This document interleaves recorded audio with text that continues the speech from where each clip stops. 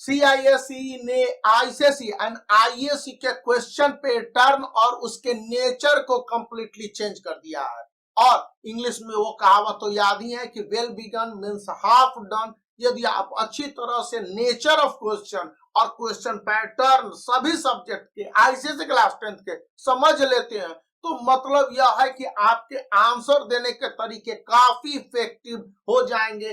कहां पर objective type में क्रॉस सेक्शन वाले होंगे, जहां पर fill in the blanks type question है, या one word 1 marker 2 marker 3 marker 4 marker 5 marker even 20 marker question के आंसर को किस तरह से देंगे, इसके लिए सबसे पहले क्वेश्चन और उसके पैटर्न को समझना होगा।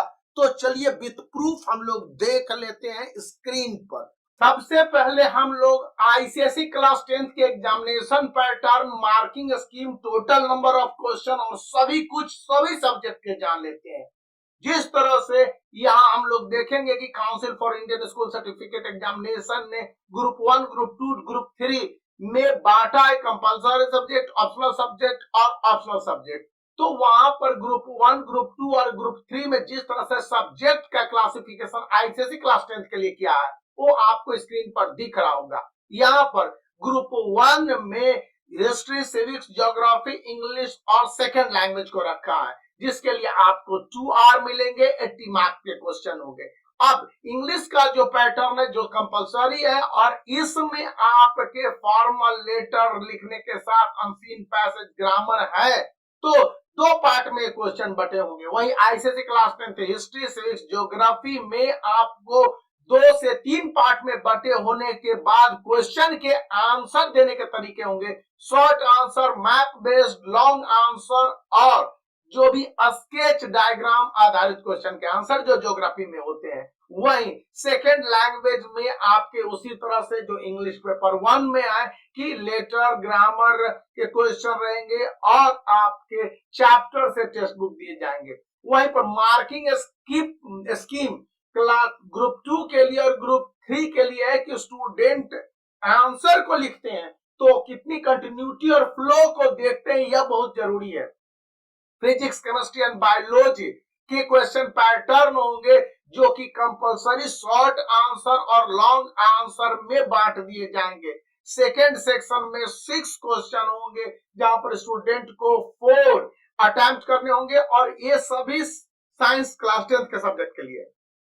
मैथ में 2 सेक्शन 40 मार्क्स और 40 मार्क्स में बटे होंगे, जहां पर के सेक्शन बी में 7 क्वेश्चन जो थ्योरम बेस्ड और लॉन्ग स्टेप मार्किंग बेस्ड होंगे, स्पष्ट रूप से यहाँ कहा गया है। बाकी एनवायरमेंट साइंस जिस तरह से अदर कॉमन लैंग्वेज पेपर है और ग्रुप 3 के 3 सब्जेक्ट जो ऑप्शनल जैसे इकोनॉमिक्स वगैरह आ गए, कंप्यूटर आ गए, तो यहाँ पर स्टूडेंट से जो टेक्स्ट बुक और सिलेबस में प्रिस्क्राइब्ड है वही एज इट इज क्वेश्चन पूछे जाएंगे। और यहाँ पर आर्ट वगैरह सब्जेक्ट में कोई तरह का दिक्कत नहीं होगा। क्लास 10 के फिजिकल एजुकेशन में इसी तरह के क्वेश्चन होंगे और स्टूडेंट के क्वालिफाइंग मार्क्स 33 यानी पास मार्क्स को भी नहीं चेंज किया गया है।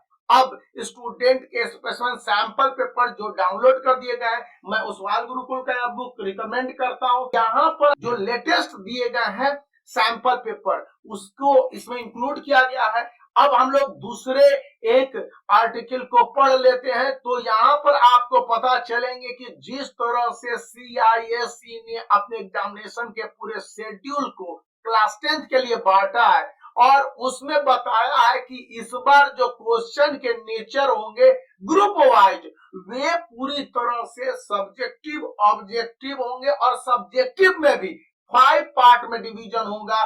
पहला होगा वेरी शॉर्ट आंसर, फिर आएगा मीडियम आंसर वाले क्वेश्चन, लॉन्ग आंसर और डिस्क्रिप्टिव होंगे। तो शॉर्ट आंसर के लिए 20 से 30 वर्ड्स, वेरी शॉर्ट आंसर और शॉर्ट आंसर में यही अंतर है कि वेरी शॉर्ट आंसर के लिए आपको 1 सेंटेंस यानी 10 to 20 वर्ड्स मैक्सिमम है।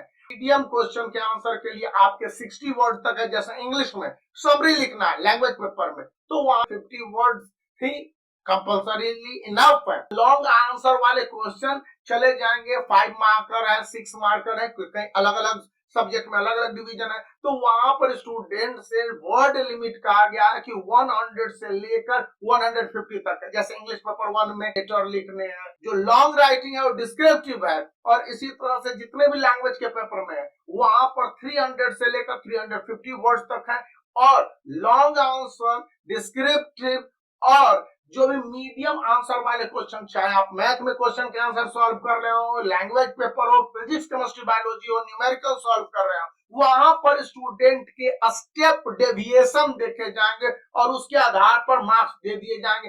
ये नहीं कि स्टूडेंट ने आंसर गलत कर दिया तो उसके पूरे मार्क्स काट लिए जाएंगे। इस तरह की मार्किंग स्कीम को अडॉप्ट करने से CISE ने इस बार पूरी तरह से मना किया हुआ है।